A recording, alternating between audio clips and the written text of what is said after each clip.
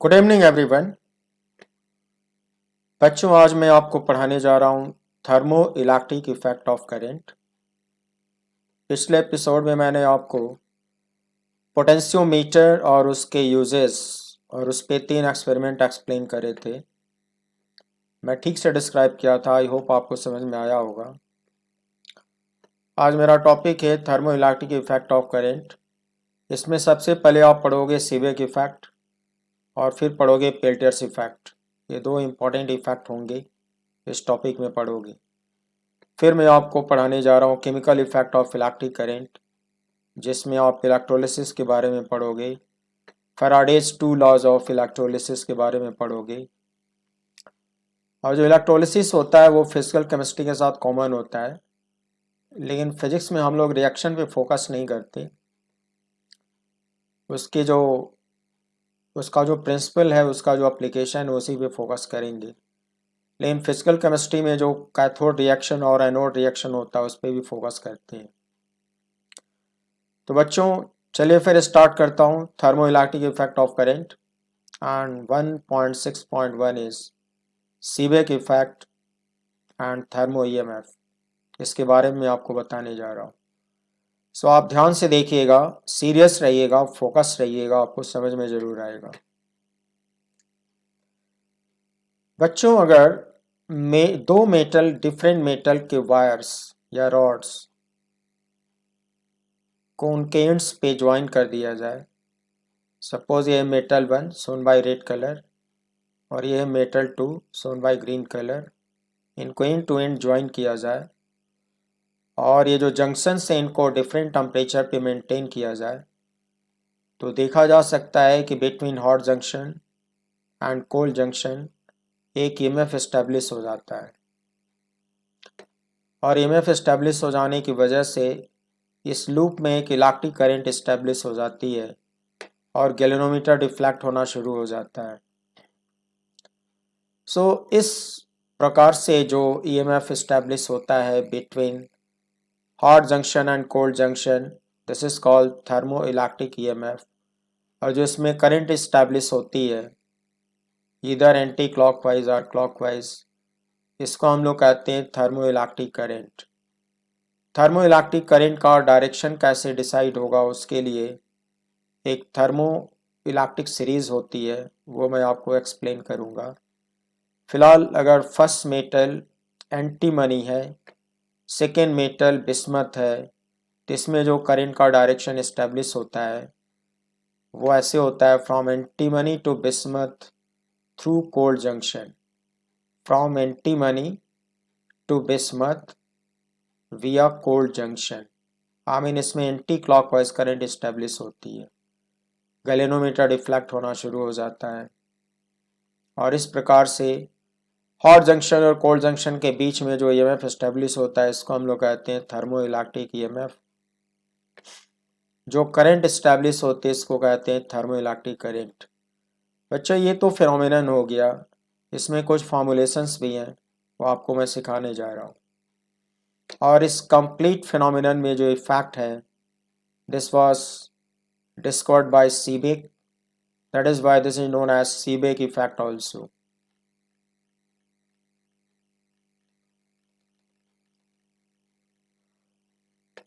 For deciding the direction of thermoelectric current, there is a thermoelectric series.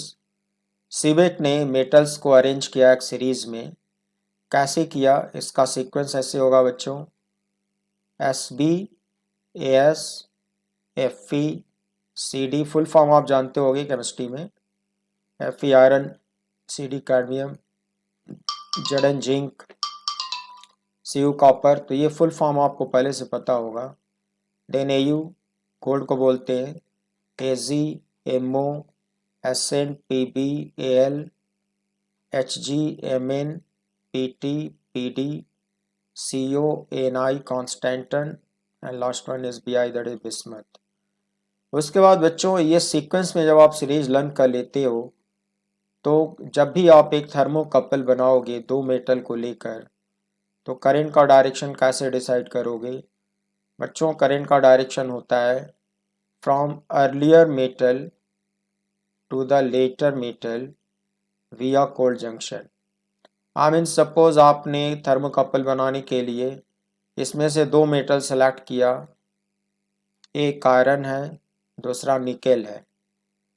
First metal iron है, second metal nickel है। तो जो thermocouple आप बनाओगे उनको ज्वाइन करके तो करंट कैसे बहेगी? From earlier metal, I mean from iron to the latter metal that is to the nickel via cold junction.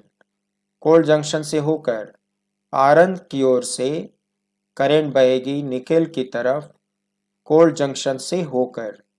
तो ये इसका रूल होता है। इसमें कोई भी पेयर ऑफ मेटल लेकर आप थर्मोकपल बना सकते हो और जब करंट का डायरेक्शन एस्टेब्लिश करना होगा, डिसाइड करना होगा करंट कैसे बहेगी, तो रूल होता है from earlier metal to the latter metal via cold junction. एक एग्जांपल और लेता हूँ। सपोज आपका फर्स्ट मेटल है कॉपर, सेकेंड मेटल है constantan. First metal is copper, second metal is constantan. आपने थर्मोकपल बना लिया, एक जंक्शन को हाई टेम्परेचर पे मेंटेन करते हो और दूसरे जंक्शन को लो टेम्परेचर पे मेंटेन करते हो। तो इसमें थर्मोइलेक्ट्रिक करंट का डायरेक्शन होगा from earlier metal that is from copper to the latter metal that is towards constantan via cold junction. Cold junction से होकर कॉपर से चलेगी, कॉन्स्टेंटन की तरफ जाएगी और कोल्ड जंक्शन से होकर करंट बहेगी। तो इसको आप सीक्वेंस में लर्न कर लोगे। कुछ क्वेश्चन आपको बोर्ड्स में पूछे जाते हैं करंट का डायरेक्शन पे और कुछ क्वेश्चन कॉम्पिटिशन्स में मिलेंगे। करंट का डायरेक्शन डिसाइड करना इजी हो जाएगा। इस सीरीज को आपको सीक्वेंस में लर्न करना होगा। बच्चों ये तो बहुत सिंपल था। जैसे अभी जो डायग्राम मैंने एक्सप्लेन किया उसमें फर्स्ट मेटल था एंटीमनी, सेकेंड मेटल था बिस्मथ। तो उसमें करंट का डायरेक्शन होता है from antimony to bismuth via cold junction. ऐसा ही दिखाया था मैंने। फिर बच्चों नेक्स्ट कॉन्सेप्ट होता है variation of EMF with temperature. Variations of EMF with temperature. तो देखिए इसमें कैसे होता है।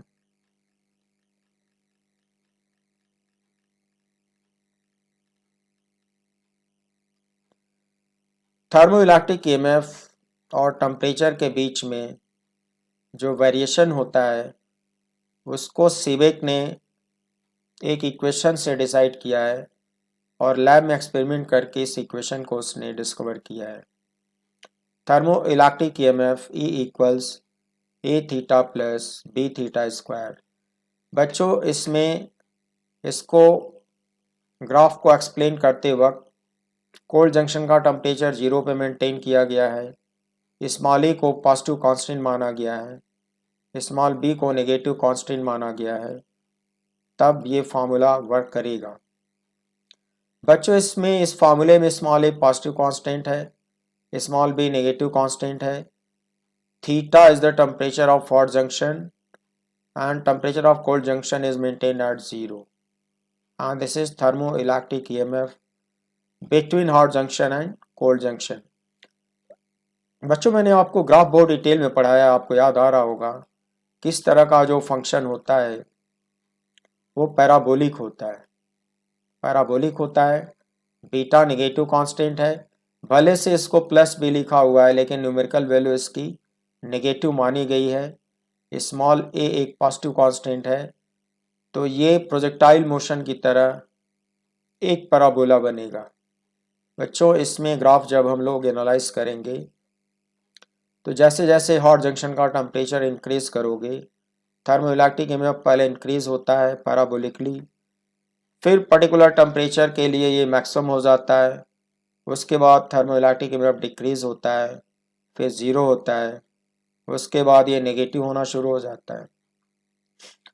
थर्मो इलेक्ट्रिक ईएमएफ नेगेटिव होने का फिजिकल मीनिंग होता है कि ईएमएफ का डायरेक्शन रिवर्स हो जाता है, ईएमएफ का डायरेक्शन पलट जाता है।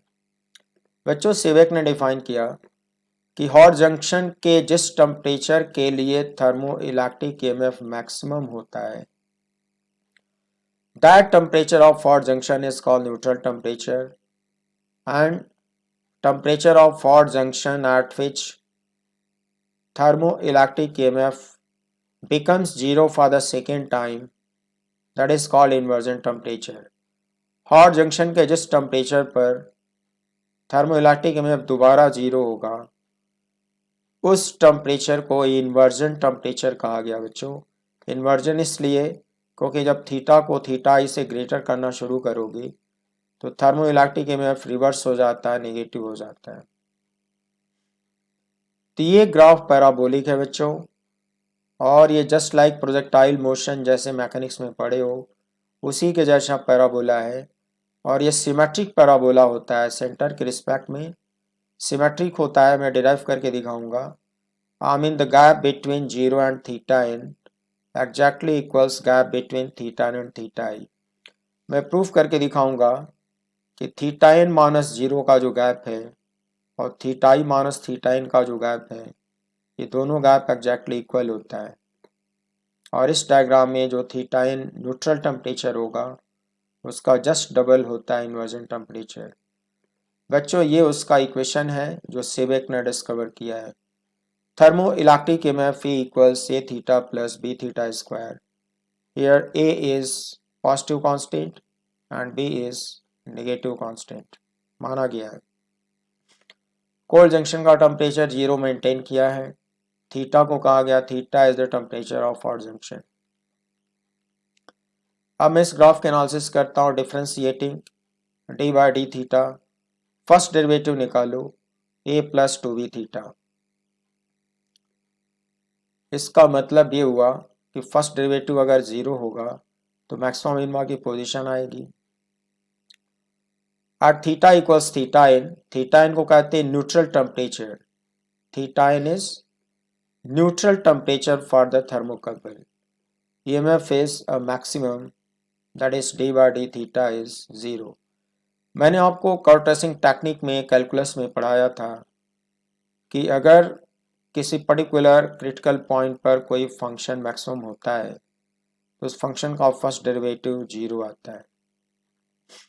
बच्चों इस फर्स्ट डेरिवेटिव को मैं 0 करूंगा और थीटा की वैल्यू सॉल्व करूंगा तो बाय डेफिनेशन थीटा की वो वैल्यू न्यूट्रल टेम्परेचर कहलाएगा। तो मैंने फर्स्ट डेरिवेटिव को इक्वल टू 0 किया, थीटा को थीटा एन मान लिया और थीटा की वैल्यू यहाँ से सॉल्व किया तो आता है -a/2b। बच्चों इस टेम्परेचर को न्यूट्रल टेम्परेचर कहते हैं जो यहाँ इस ग्राफ में दिखाया हुआ है, और इस न्यूट्रल टेम्परेचर पे फंक्शन का फर्स्ट डेरिवेटिव क्या हो जाएगा 0। बच्चों न्यूट्रल टेम्परेचर एक पॉजिटिव टेम्परेचर है क्योंकि इसमें a तो पॉजिटिव कांस्टेंट है और b नेगेटिव कांस्टेंट है, तो ये नेगेटिव नेगेटिव मिलकर अल्टीमेटली पॉजिटिव हो जाएगा। तो ये न्यूट्रल टेम्परेचर का डेरिवेशन हो गया। से दिस इज इक्वेशन नंबर 1। इसके बाद क्या होगा, further at theta equals inversion temperature theta आई,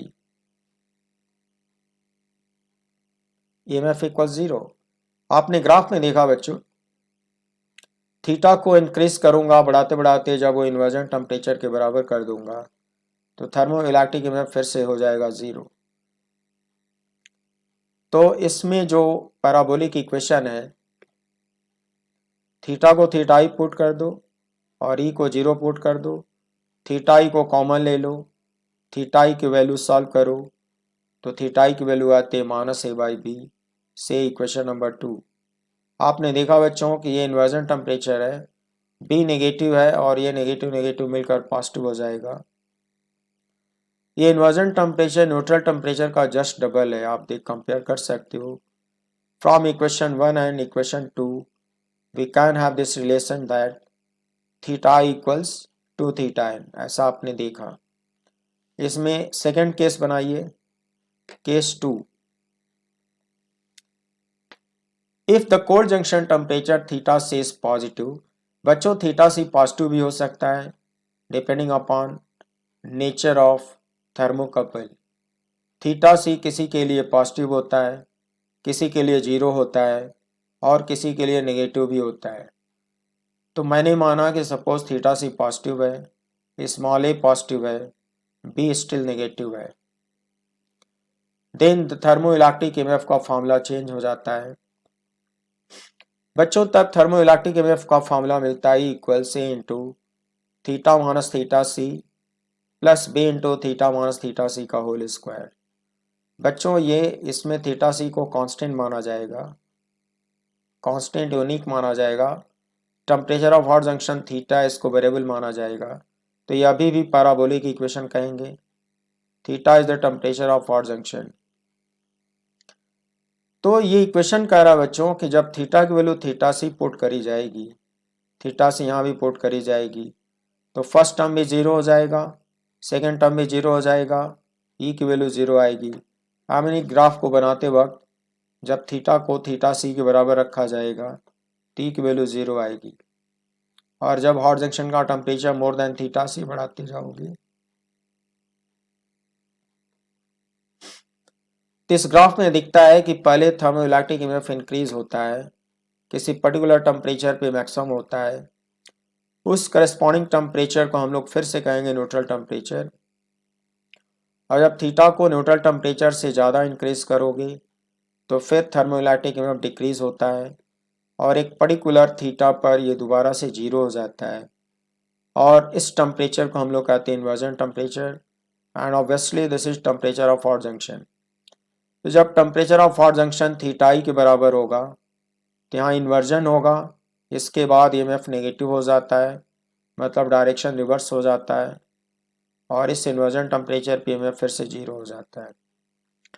बच्चों मैं फिर से कहना चाहता हूँ कि ये ग्राफ बिल्कुल ऑब्वियस है कि ये जो गैप है, gap between theta N and theta C and gap between theta E and theta N, ये गैप इक्वल हुआ करता है। मीन्स व्हाट, मैं प्रूफ करके दिखाऊंगा। The difference between theta N and theta C becomes equal to theta I minus theta N, ये दोनों gap बराबर होती हैं। और सेंटर के रिस्पेक्ट में ये पैराबोलिक सिमेट्रिक होता है, similar to projectile motion curve. बच्चों थीटा सी को पॉजिटिव माना हूं, इसलिए इस ग्राफ की शुरुआत पॉजिटिव पॉइंट से होगा, और लेस देन थीटा सी पर यह फंक्शन डिफाइंड ही नहीं होता तो इधर ग्राफ अवेलेबल नहीं होगा।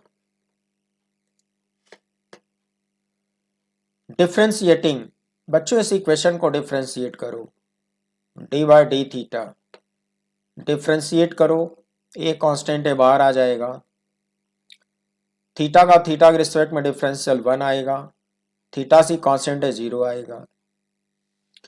यहाँ पे चेन रूल लगाना होगा, इसको डिफ्रेंशिएट करने के लिए बच्चों चेन रूल लगाना होगा। पहले कांस्टेंट बी को आउटसाइड करना होगा, फिर चेन रूल अप्लाई करो तो आएगा 2b into theta minus theta C. फिर इस ब्रैकेट को डिफ्रेंशिएट करना होगा, तो थीटा का 1 आएगा, थीटा सी का 0 आएगा। यहाँ पे 1 को इग्नोर कर दिया गया है। मैंने आपको कैलकुलस में चेन रूल पढ़ाया था, आप उसको रिवीजन कर लेना, तो ये फर्स्ट डेरिवेटिव आपको बिल्कुल क्लियर हो जाएगा। तो बच्चों इस ग्राफ में मैक्सिमम पॉइंट पर फर्स्ट डेरिवेटिव की वैल्यू क्या होनी चाहिए, 0। मैंने कमेंट लिखा है कि at theta equals theta N EMF becomes maximum, that is first derivative d by d theta is 0। मैंने फर्स्ट डेरिवेटिव को यहाँ 0 किया, 0 करने के बाद इस थीटा को सॉल्व किया, तो थीटा की वैल्यू आती है theta C minus A upon 2b, theta C minus A upon 2b, and by definition the temperature of the hot junction for which EMF becomes maximum is called neutral temperature. So this is your neutral temperature becomes equal to theta c minus a upon 2b, से equation number 1। उसके बाद बच्चों inversion temperature का definition क्या है, at inversion temperature theta equals theta E EMF becomes 0। बच्चों EMF के फार्मूले में EMF को 0 कर दो, थीटा को थीटा ही पुट कर दो, फिर इस ब्रैकेट को कॉमन ले लो, सेकंड ब्रैकेट में आता है a plus B into theta E minus theta C. बच्चों फर्स्ट ब्रैकेट जीरो नहीं हो सकता, सेकंड ब्रैकेट को जीरो करो, इसको सॉल्व करो, थीटा ई की वैल्यू निकालो। जब इसको जीरो करोगे, सॉल्व करोगे, थीटा ई की वैल्यू आती है theta C minus A by B. Inversion temperature का मैंने डेरिवेशन दे दिया, ऐसे क्वेश्चन में फॉर्मूला लर्न करना पड़ेगा, और ये कहलाएगा equation number 2। This is inversion temperature. Now from equation 1 and 2, बच्चों इक्वेशन 1 और 2 से theta E minus theta C निकालो तो आएगा minus A by B, theta N minus theta C निकालो आएगा minus A upon 2b, divide करो तो आएगा 2। मतलब बच्चों ये पता चलता है कि ग्राफ में थीटा ई थीटा सी का जो गैप है वो थीटा इन और थीटा सी के गैप का डबल होगा, डबल होगा। डूइंग क्रॉस मल्टीप्लिकेशन इसको आप ऐसे लिख सकते हो, और उसके बाद इसको थोड़ा सिंप्लीफाई करोगे, लेफ्ट राइट करोगे तो एक और रिलेशन एस्टेब्लिश होके आएगा, वो आएगा बच्चों theta N minus theta C equals theta E minus theta in. यही बात मैं आपको बता रहा था, gap between neutral temperature and cold junction temperature becomes exactly equal to gap between inversion temperature and neutral temperature। ये दोनों गैप इक्वल होते हैं, इसीलिए ग्राफ सेंटर के रिस्पेक्ट में सिमेट्रिक होता है। मैं आपको ग्राफ को फिर से दिखाता हूँ याद दिलाने के लिए कि ये दोनों गैप इक्वल होते हैं, और इसको मैंने प्रूफ करके आपको यहाँ पे दिया है। डेरिवेशन समझ लेना, ग्राफ में फिर से दिखाता हूँ। बच्चों जो मैंने प्रूफ किया उसमें ये प्रूफ किया है कि gap between theta and theta C becomes exactly equal to theta and theta इन। आई मीन ये दोनों गैप बराबर होते हैं, सेंटर के रिस्पेक्ट में ये ग्राफ बिल्कुल सिमेट्रिक होता है, यही डिराइव करके मैंने दिया है आपको।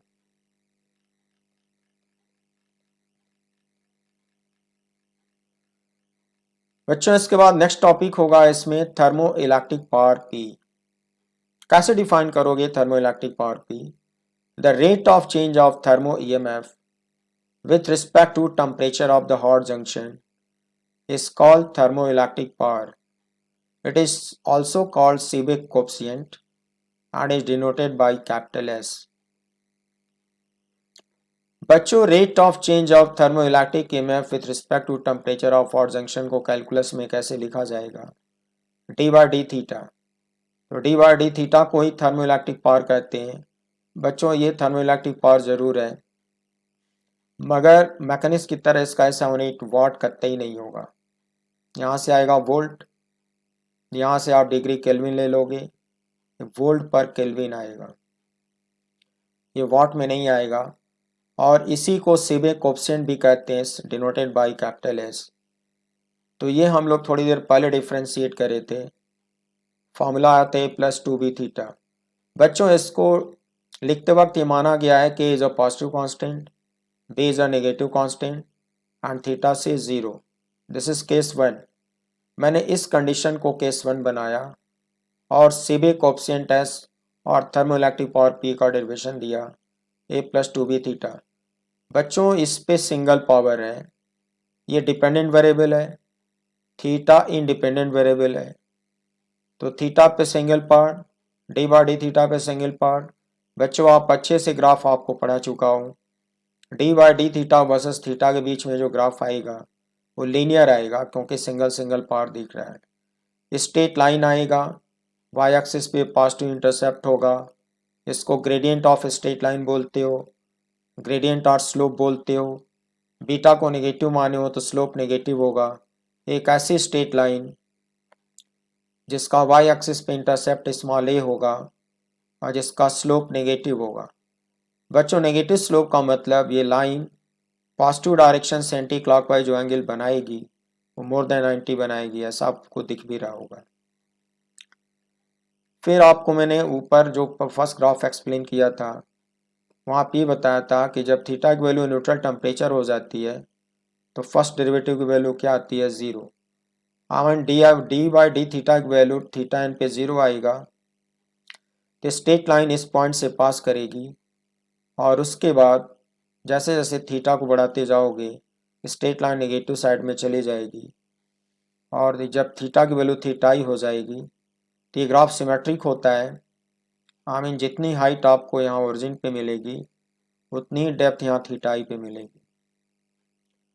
तो मैंने आपको समझाया कि थर्मोइलेक्ट्रिक पावर का ग्राफ स्ट्रेट लाइन आएगा with positive intercept on Y axis आएगा और इसका स्लोप नेगेटिव आएगा और आपको ऑलरेडी पता है कि ये गैप इक्वल होता है। Gap between theta and zero, gap between theta and theta and ये इक्वल होता है।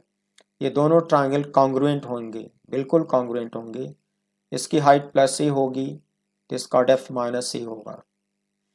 केस 2 बनाइए यहाँ पर।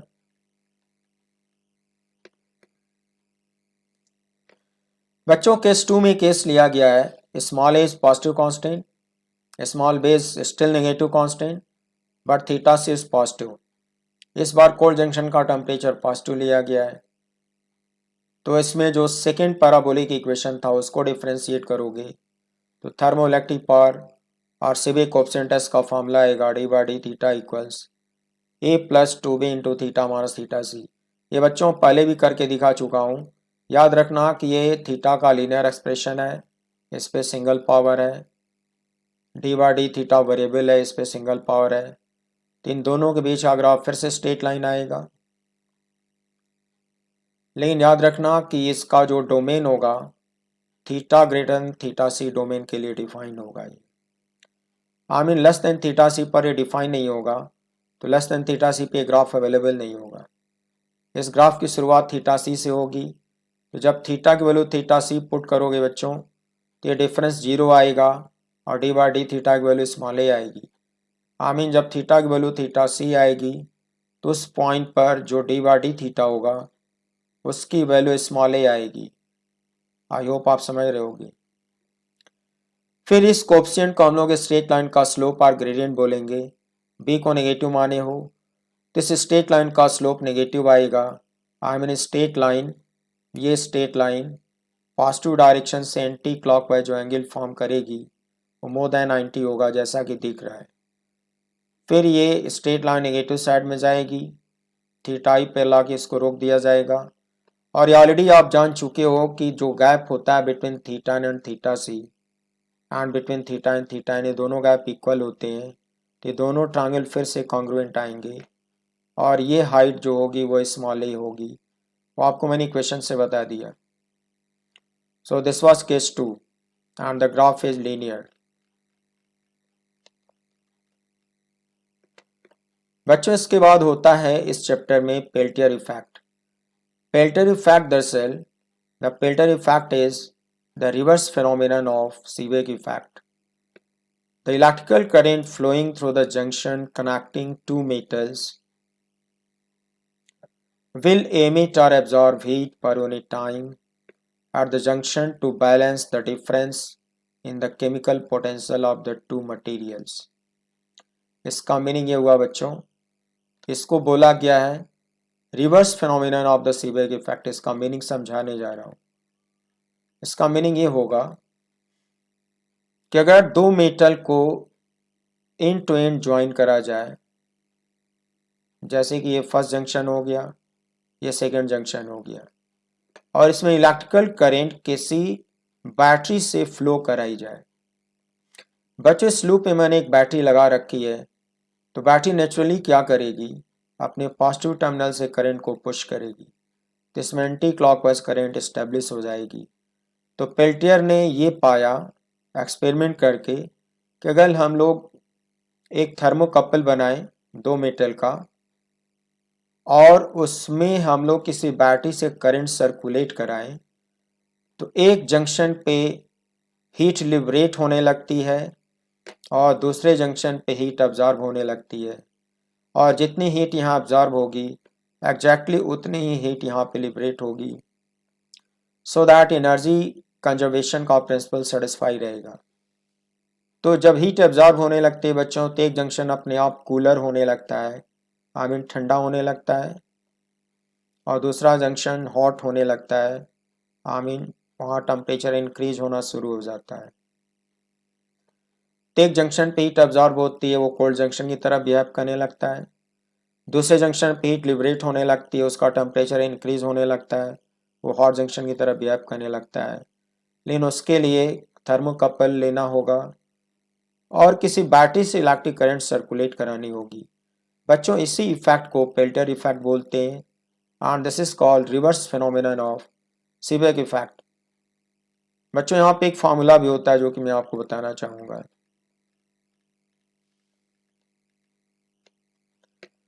Like the Seebeck coefficient S, the Peltier coefficient pi, this is big pi, is defined as the ratio of the thermal current Q. बच्चों, thermal current Q का मतलब होता है dH by dt, rate of production of heat, thermal current dH by dt, heat energy produced per unit time. The ratio of thermal current Q to the electric current I. Electrical current I का definition आप पहले से जानते हो, dQ by dt होता है, rate of flow of charge होता है। इन दोनों का जो रेशियो होता है बच्चों, उसको पेल्टियर कोएफिशिएंट पाई बोला गया, pi equals Q over I. Here Q is D H by D T, rate of production of heat और rate of absorption of heat, and electrical current I is D Q by D T, that is rate of flow of charge. इन दोनों का ratio pi कहलाता है and pi is Peltier coefficient. Equivalently pi is also defined as the ratio of thermal current density to the electrical current density, pi equals q by j, where small q equals capital Q by capital A and small j equals capital I over capital A। बच्चों, electrical current density हम लोग कहते हैं electric current flowing per unit cross section area of the wire. बच्चों, आपने जो thermocouple बनाया है दो मेटल वायर से, तो किसी एक वायर का जो क्रॉस सेक्शन एरिया होगा, आई अपान ए करने पर जे मिलेगा, क्यू अपॉन कैपिटल ए करने पर स्मॉल क्यू मिलेगा। Capital A is cross section area of the metal wires. इसे माना गया है कि दोनों मेटल वायर का क्रॉस सेक्शन इक्वल है। तो पाई को आप small q by small j ऐसे भी डिफाइन कर सकते हो, या पाई को capital Q upon capital I ऐसे भी डिफाइन कर सकते हो। The Peltier coefficient is related to the Seebeck coefficient as. तो ये एस्टेब्लिश फार्मूला है, एक्सपेरिमेंटली इसको डिटरमिन किया गया है, हम लोग इसको लर्न करेंगे, इसका डेरिवेशन नहीं होता है। pi equals S into T, where pi is Peltier coefficient, capital S is Seebeck coefficient, and T is absolute temperature of the material. Here capital T is absolute temperature of the material, I mean metal wires. एक relation ये भी होता है। बच्चों, applications of थर्मोइलेक्ट्रिसिटी आप मेरी book से खुद से पढ़ लेना, ये थ्योरेटिकल है, इसमें कुछ समझाने जैसा नहीं है। मेजरमेंट ऑफ टेम्परेचर आप पढ़ के समझ लेना इसको। इस बुक का राइटअप मैं प्रिपेयर कर रहा हूँ और बहुत जल्दी ये बुक पब्लिश होने वाली है। पब्लिश होने के बाद आपको इन्फॉर्म करी जाएगी, तो आप एक बुक ऑर्डर करके मंगा लेना, वहाँ से इसको पढ़ लेना, measurement of temperature. Second application is measurement of temperature difference, detection of heat radiation, measurement of current,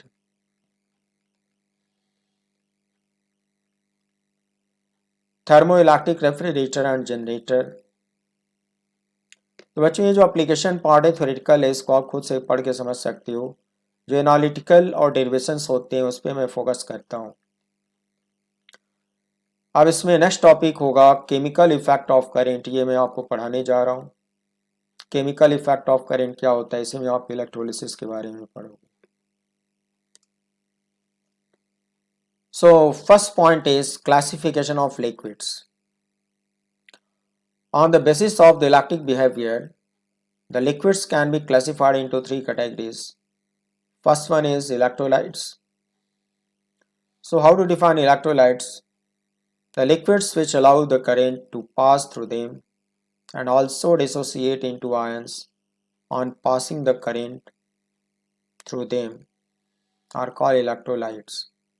For example, the solution of salts, acids and bases in water or alcohol.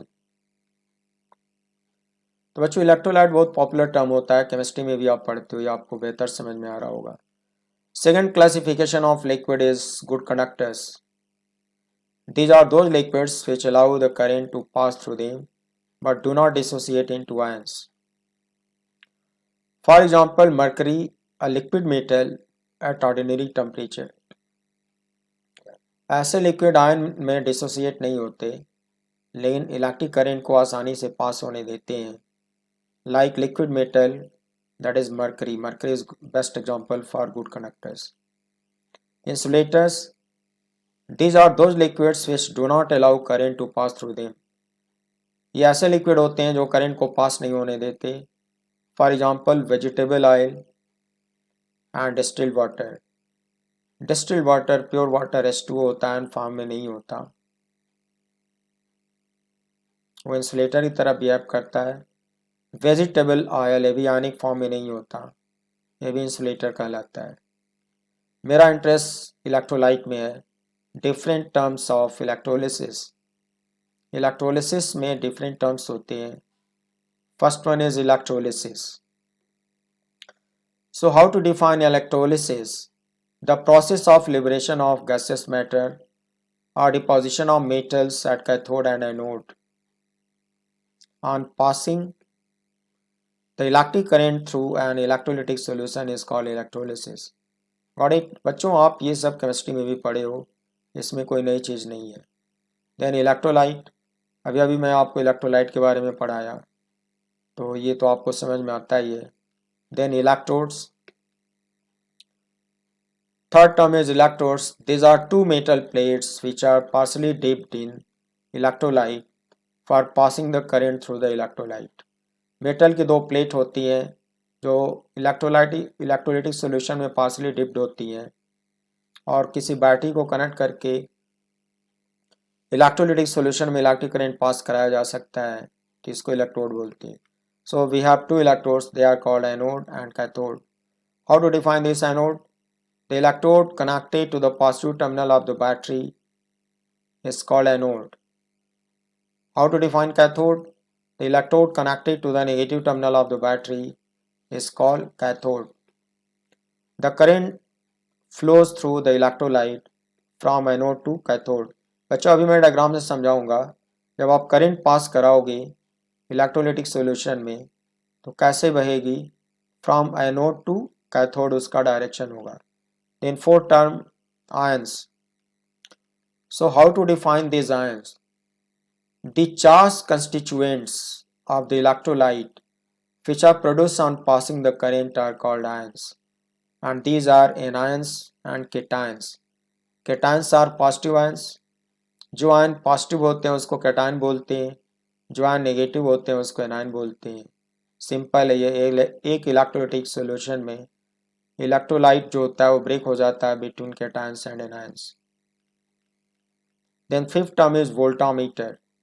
So what is meaning of this voltameter? This is different from voltmeter. The vessel in which the electrolysis is done is called voltameter. जिस vessel में electrolysis कराई जाती है उस vessel को कहते हैं voltameter. It is a vessel which contains two electrodes and an electrolytic solution. It is also known as electrolytic cell. See the next figure for the reference. बच्चों इस डायग्राम में मैं आपको वोल्टामीटर दिखाया हूँ. एक वेसल होता है, सपोज ये कोई कंटेनर है, इसमें मैंने एक इलेक्ट्रोलाइट सॉल्यूशन डाला है. सॉल्यूशन फॉर्म इलेक्ट्रोलाइट है तो आयनिक फॉर्म में वो ब्रेक हो जाएगा. पॉजिटिव आयन और नेगेटिव आयन में वो ब्रेक हो जाएगा क्योंकि इलेक्ट्रोलाइटिक सॉल्यूशन है. पॉजिटिव आयन को बच्चों कैटायन बोलोगे, नेगेटिव आयन को एनायन बोलोगे. फिर ये मेटल के दो प्लेट इसमें इरेक्ट कर दो, दे are called electrodes.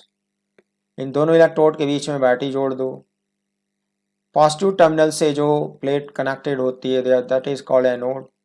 Negative terminal से जो कनेक्टेड होगी दैट इज कॉल्ड कैथोड. आपको पहले से पता है कि बैटरी करती क्या है, पॉजिटिव टर्मिनल से करंट को पुश करती है, तो करंट लेफ्टवर्ड आएगी, फिर डाउनवर्ड आएगी, फिर डाउनवर्ड आएगी, और एनोड से होता हुआ जो करंट है वो कैथोड की तरफ राइटवर्ड जाएगी, सॉल्यूशन में राइटवर्ड जाएगी. राइटवर्ड करंट जाने का मतलब हुआ बच्चों कि पॉजिटिव आयन राइटवर्ड फ्लो करेंगे, नेगेटिव आयन लेफ्टवर्ड फ्लो करेंगे। आपको अच्छे से पता है कि नेगेटिव आयन का जो डायरेक्शन ऑफ मोशन होता है उसका जस्ट अपोजिट करंट का डायरेक्शन होता है, जिसकी जो करस्पॉन्डिंग करंट होगी वो भी राइटवर्ड होगी। पॉजिटिव आयन राइटवर्ड जाएंगे, जिसकी भी जो करस्पॉन्डिंग करंट होगी वो भी राइटवर्ड होगी, तो दोनों की करस्पॉन्डिंग करंट राइटवर्ड ही होगी। फिर करंट यहाँ कैथोड से निकल कर फिर से बैटरी में सर्कुलेट हो जाएगी। बच्चों होता क्या है, इस पूरे वेसल को, डिवाइस को वोल्टामीटर नाम दिया गया। This complete vessel is called voltameter. इसमें क्या होता है कि ये जो कैटायंस होते हैं वो कैथोड की तरफ जाते हैं। तो बैटरी का रोल क्या है, बैटरी का पॉजिटिव टर्मिनल इस कॉपर वायर से फ्री इलेक्ट्रॉन को पुल करेगा, नेगेटिव आयन पुश करेगा, तो बैटरी इलेक्ट्रॉन्स की यहाँ पे सप्लाई करती है। तो जनरली इस प्लेट पर सरप्लस इलेक्ट्रॉन पाए जाते हैं, हमेशा सरप्लस इलेक्ट्रॉन पाए जाते हैं। कैटायन यहाँ पे पहुँचेगा, इलेक्ट्रॉन को एक्सेप्ट करेगा, न्यूट्रलाइज हो जाएगा और मेटल के फॉर्म में इस प्लेट पर चारों तरफ यूनिफॉर्म थिकनेस में डिपॉजिट हो जाएगा। तो कैथोड के चारों तरफ मेटल आयन न्यूट्रल होकर डिपॉजिट हो जाते हैं। और बच्चों जो नेगेटिव आयन एनायंस होते हैं वो एनोड की तरफ आते हैं। यहाँ पे क्या होगा, एनायंस अपने इलेक्ट्रॉन को रिलीज कर देंगे, रिलीज करने के बाद एनायन न्यूट्रल हो जाते हैं और गैसेस स्टेट में कन्वर्ट हो जाते हैं। तो एनायंस एनोड पर पहुँचने के बाद न्यूट्रल होते हैं, गैस में कन्वर्ट हो जाते हैं और गैस बबल के फॉर्म में यहाँ से लिबरेट हो जाती है। जो गैस फॉर्म होती है वो लिबरेट होती है और डिपॉजिट नहीं होती।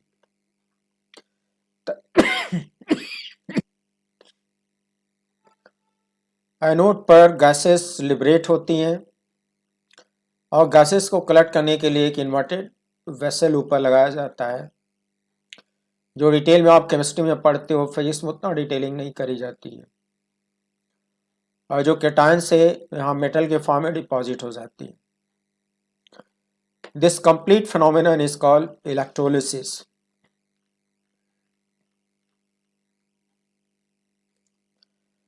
Then come to theory of electrolysis. Theory of electrolysis, इसमें जो मैंने समझाया वही होगा।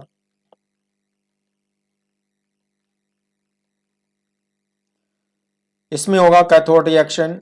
Suppose this is cation, positive ion. बच्चों ये पॉजिटिव आयन कैथोड पे पहुंचेगा, वहां पे सरप्लस इलेक्ट्रॉन होते हैं। अगर ये सिंगल पॉजिटिव आयन है, इसकी वैलेंसी 1 है, तो सिंगल इलेक्ट्रॉन को एक्सेप्ट करेगा, उसके बाद ये न्यूट्रलाइज हो जाएगा, न्यूट्रल मेटल में कन्वर्ट हो जाएगा और इसका जो मेटल है वो कैथोड के चारों तरफ यूनिफॉर्म थिकनेस में डिपॉजिट हो जाएगा, मेटल डिपॉजिटेड। फिर होगा एनोड रिएक्शन। ये नेगेटिव आयन एनायन होता है, ये एनोड पे पहुंचेगा, वहां ये अपने इलेक्ट्रॉन को रिलीज करेगा, क्योंकि एनोड पर इलेक्ट्रॉन की डेफिसिट हो जाती है, कमी हो जाती है। कमी हो जाती है तो वहाँ इसको रिलीज करना आसान हो जाएगा। रिलीज करने के बाद ये खुद न्यूट्रल बन जाएगा। न्यूट्रल जो एनायन होते हैं वो गैस के फॉर्म में लिबरेट हो जाते हैं, रूम टेम्परेचर पे गैसेस स्टेट में होते हैं और ये वहाँ पे गैस बबल के फॉर्म में लिबरेट हो जाते हैं। And this complete phenomenon is called electrolysis. So we have two laws, Faraday's laws of electrolysis. First law, statement of first law: the mass m of the substance liberated or deposited at an electrode during electrolysis is directly proportional to the quantity of charge q passed through the electrolyte. That is, mass m becomes directly proportional to charge q passed through the electrolyte.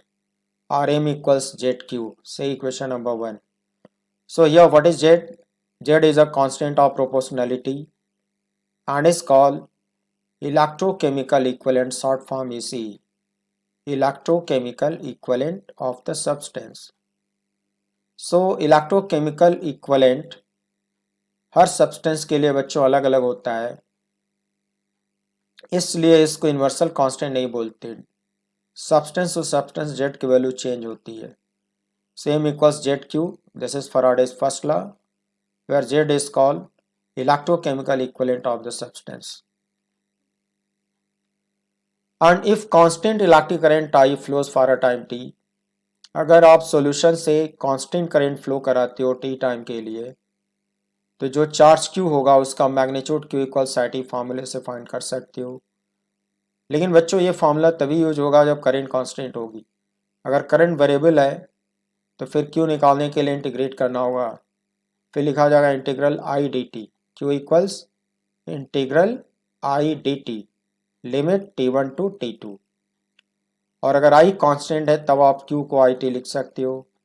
और Q को I T लिखने पर first law का statement आता है m equals ZIT. Say equation number 2. When Q is 1, then from equation number 1 m equals Z. Equation 1 में अगर Q को यूनिट लिख दिया जाए तो m की वैल्यू Z के बराबर आती है. तो बच्चों यहाँ से Z का डेफिनेशन बना सकते हो. कैसे बनाओगे? Electrochemical equivalent ECE of a substance is defined as the mass of the substance liberated, this mass liberated or deposited on an electrode during electrolysis when 1 coulomb of the charge is passed through the electrolyte. This 1 coulomb of charge is passed through electrolyte. तो बच्चों इस statement से आप Z का definition इस तरह से बना सकते हो. डेफिनेशन बनाना जरूरी है. कभी कभी कॉम्पिटिशन्स में भी डेफिनेशन को ऑब्जेक्टिव क्वेश्चन बनाते हैं और बोर्ड में तो लिखने को ही आता है, इसलिए इसको भी जानना जरूरी है. Generally the ECE of a substance is express in gram per coulomb. Popular unit जो होता है वो ग्राम पर कूलम होता है. The value of ECE of copper and hydrogen are 0.000329 gram per coulomb and 0.000105 gram per coulomb respectively. बच्चों जो first value है वो कॉपर के लिए है, जेड की वैल्यू. जो सेकंड क्वांटिटी है वो हाइड्रोजन गैस के लिए है, जेड की वैल्यू. इसके बाद इसमें सेकेंड लॉ होता है Faraday's second law of electrolysis का स्टेटमेंट पहले जानना होगा.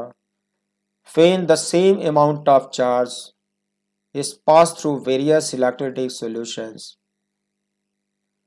the masses of substances liberated or deposited at the various electrodes become directly proportional to their chemical equivalents. That is, m proportional to capital E implies m equals ke, implies m upon E equals k is a constant. बच्चों यहाँ पे ये बताया जा रहा है, suppose ये first voltameter है, सेकेंड वोल्टामीटर है, थर्ड वोल्टामीटर है. तीनों वोल्टामीटर को सीरीज में कनेक्ट किया हुआ. कैसे? इसका नेगेटिव इलेक्ट्रोड और इसका पॉजिटिव आपस में कनेक्ट कर दो. सेकेंड का नेगेटिव थर्ड का पॉजिटिव आपस में कनेक्ट कर दो. थर्ड का नेगेटिव बैटरी के रास्ते से होता हुआ फर्स्ट के पॉजिटिव से कनेक्ट कर दो. तो कहा जाएगा बच्चों ये जो 3 वोल्टामीटर्स है ये सीरीज में कनेक्टेड है. सीरीज में कनेक्टेड होने का एडवांटेज क्या होगा? बैटरी के पॉजिटिव टर्मिनल से करंट आई निकलेगी और वही करंट फर्स्ट से पास करेगी, फिर सेकंड से पास करेगी, फिर थर्ड से पास करेगी, फिर लूप कंप्लीट हो जाएगा.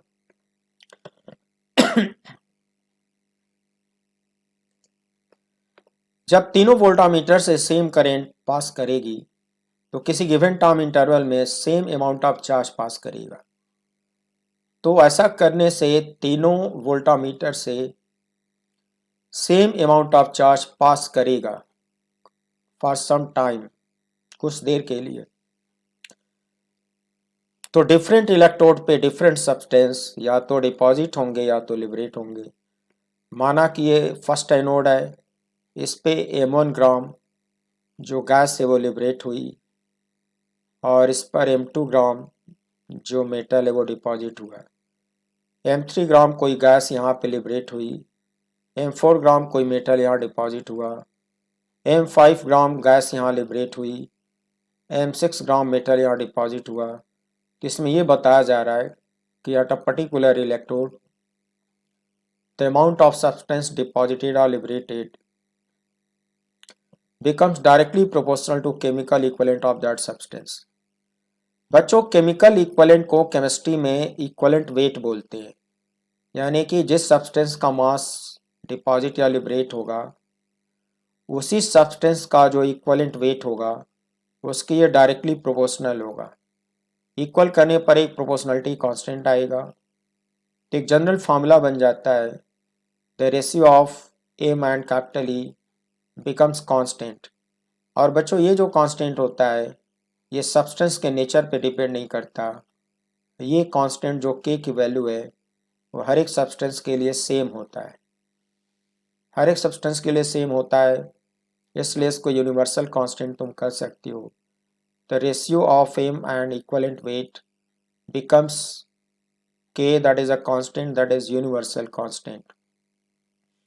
इसी को हम लोग कहते हैं सेकेंड लॉ। इसको ऐसे लिखा जाएगा, if M1 M2 M3 M4 M5 M6 be the masses of the substances liberated or deposited on different electrodes when same current is passed for same time through their electrolytes, then M1 upon E1 equals M2 upon E2 equals M3 upon E3 equals M4 upon E4 equals M5 upon E5 equals M6 upon E6, that is a constant, where E1 E2 E3 E4 E5 E6 are chemical equivalents are equivalent weights of the substances liberated or deposited। ये इसका meaning हुआ बच्चों। अब इसमें आपको ये बताया जाएगा, Faraday's second law of electrolysis also states that the electrochemical equivalent of a substance is directly proportional to its chemical equivalent or equivalent weight। बच्चों, फैराडे सेकेंड लॉ का एक स्टेटमेंट ये भी होता है, किसी सब्सटेंस का जो इलेक्ट्रोकेमिकल इक्विवेलेंट होता है उसी सब्सटेंस के इक्विवेलेंट वेट के डायरेक्टली प्रोपोर्शनल होता है। इसका मतलब फॉर टू डिफरेंट सब्सटेंसेस आप इसको ऐसे लिख सकते हो, Z1 upon Z2 equal C1 upon E2, आप ऐसे भी लिख सकते हो। इस फार्मूले पे आपको बुक्स में न्यूमेरिकल मिल जाएंगे, बोर्ड के क्वेश्चंस मिल जाएंगे जिसे आप कर सकते हो। Now we have a new term, that is Faraday's constant। From Faraday's second law of electrolysis, Z proportional to E or E proportional to Z or E equals Fz, where F is proportionality constant and also called Faraday's constant। I mean the ratio E by Z equals capital F। Capital F is also called Faraday's constant, that is ratio of equivalent weight of a substance and electrochemical equivalent of that substance। उन दोनों का ratio एक constant होता है, ये universal constant होता है, that is called Faraday's constant. मैं इसकी न्यूमेरिकल वैल्यू निकालना सिखा रहा हूँ। Now F equal C by Z, according to Faraday's first law Z equals M by Q equals QE by M because M equals ZQ, and if M equals capital E then F equals Q। बच्चों, अगर M और capital E को equal मान लिया जाए तो ये दोनों कैंसिल आउट हो जाएंगे, फिर F की वैल्यू Q के बराबर होगी, F की वैल्यू Q के बराबर होगी। इस स्टेटमेंट से फैराडेज कांस्टेंट को कैसे डिफाइन किया जाएगा? Faraday's constant is equal to the amount of charge required to liberate one chemical equivalent or 1 gram equivalent of a substance at an electrode during electrolysis। बच्चों m की value capital E के बराबर होने का मतलब जो सब्सटेंस डिपॉजिट या liberate हुआ है उसका जो मास है इक्विवेलेंट वेट के बराबर है। अगर मास इक्विवेलेंट वेट के बराबर है तो उसको 1 ग्राम इक्विवेलेंट बोला जाएगा, उसको 1 केमिकल इक्विवेलेंट कहोगे या 1 ग्राम इक्विवेलेंट कहोगे। किसी सब्सटेंस के 1 ग्राम इक्विवेलेंट को डिपॉजिट या लिबरेट होने के लिए जितना चार्ज पास कराते हैं वही फैराडेस कांस्टेंट होता है। अब मैं थोड़ा आपको बता दूं इक्विवेलेंट वेट कैसे निकलता है। We know that the gram equivalent weight, chemistry में आप पढ़ते हो gram equivalent weight, E equals ionic weight in grams upon valency. Carbonate ion का इक्विवेलेंट वेट कैसे निकालोगे बच्चों, ग्राम में आयनिक वेट इसका आता है 60 ग्राम, -2 का मतलब इसकी वैलेंसी 2 होगी, 2 से डिवाइड कर दो। कार्बोनेट आयन का इक्विवेलेंट वेट आएगा 30 gram. I mean 30 gram carbonate ion को न्यूट्रलाइज करने के लिए जितना चार्ज चाहिए वही फैराडेस कांस्टेंट होगा।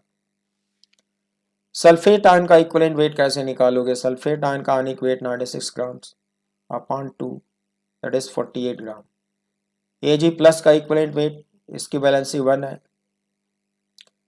Ag प्लस का आयनिक वेट 108 ग्राम्स होता है, वैलेंसी 1 से डिवाइड करो that is 108 gram. So we can simply understand that the 1 gram equivalent of any ion contains 1 mole of unit charges। ये तो आप आसानी से समझते हो। 1 gram equivalent of any ion contains 1 mole of unit charges। 1 mole of unit charges का मतलब क्या हुआ? 1 mole of unit charges का मतलब उसमें नंबर ऑफ जो यूनिट चार्जेस होंगे इक्वल टू एवोगाड्रोस नंबर होंगे। तो एवोगाड्रोस नंबर को यूनिट चार्ज के मैग्नीट्यूड से मल्टीप्लाई कर दो तो फैराडेस कांस्टेंट आपको मिल जाएगा।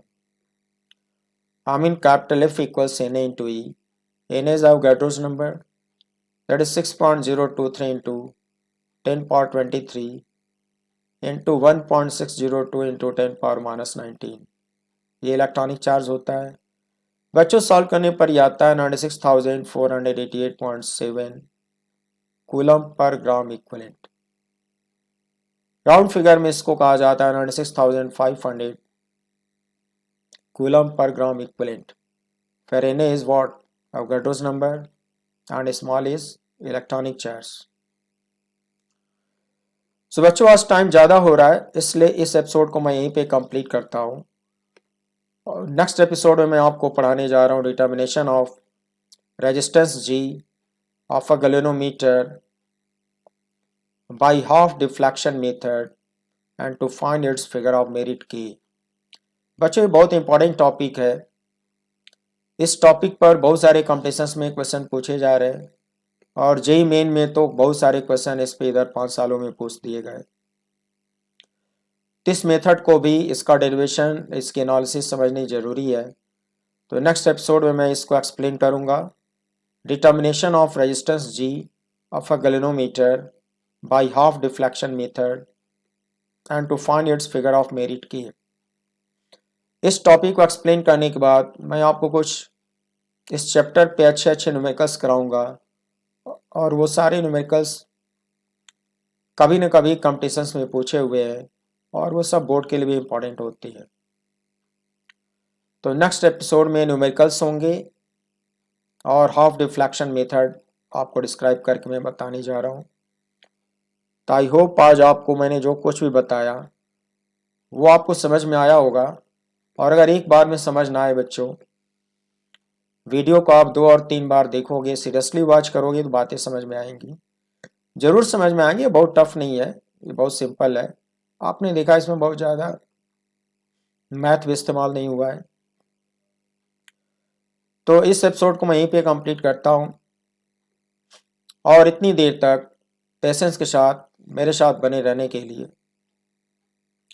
Thank you very much and wish you good night, see you again.